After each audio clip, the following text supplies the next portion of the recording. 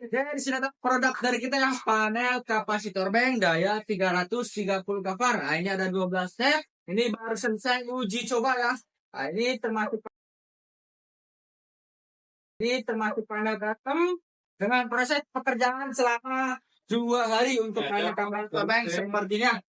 Kemudian tampak dalamnya seperti ini. Ini kita lihat komponen dalamnya. Ini pertama menggunakan LBS ya.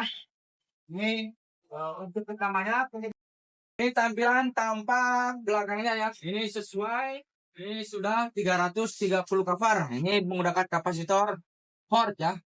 Oke. Bila tertarik dengan panel-panel kita, panel-panel custom, bisa cek atau bisa tanya-tanya di nomor yang sudah tertera atau di Tokopedia kita, panel Elektrindo